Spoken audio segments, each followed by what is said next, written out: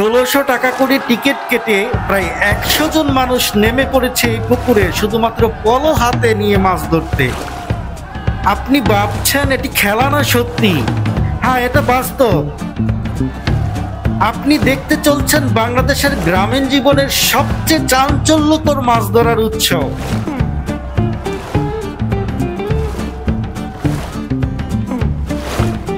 এই পুকুরটি অবস্থিত নরসিংদী জেলার শিবপুর থানায়। প্রতি বছর আয়োজন করা হয় এখানে পলো দিয়ে মাছ ধরার প্রতিযোগিতা। বেশ কয়েকদিন আগে থেকেই এই দিনে অংশগ্রহণ করার জন্য টিকিট বিক্রি করা হয়েছে জনপ্রতি ১৬০০ টাকা করে।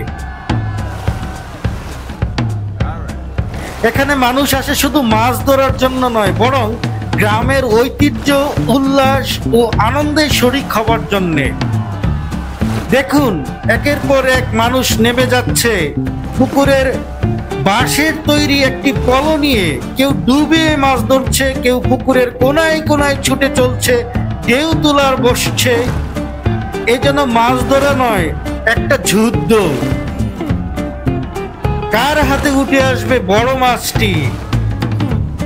এই পুকুরে রয়েছে নানা প্রজাতির মাছ, রুই, কাতলা, মৃগেল ছাড়াও পাঙাশ, মাগুর, সব প্রজাতির মাছ এখানে পাওয়া যায়। চারপাশের জনতার চিৎকার, করতালি, হাসির রোল, একটি গ্রামীণ উৎসবে যেন সবাই মেতে উঠেছে।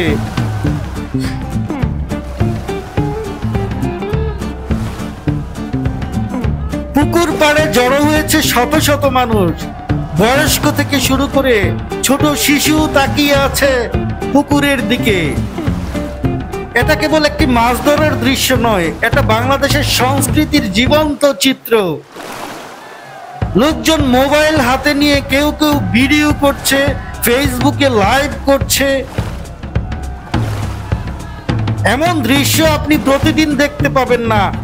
বাংলাদেশের মাটির গন্ধ, মানুষের উচ্ছ্বাস আর ঐতিহ্যের স্পর্শ সবকিছু মিলিয়ে এক ঐতিহাসিক মুহূর্ত। ভিডিওটি যদি ভালো লাগে তাহলে আপনার বন্ধুদের শেয়ার করে দিবেন, ভিডিওতে একটি লাইক এবং সাবস্ক্রাইব করে দিবেন।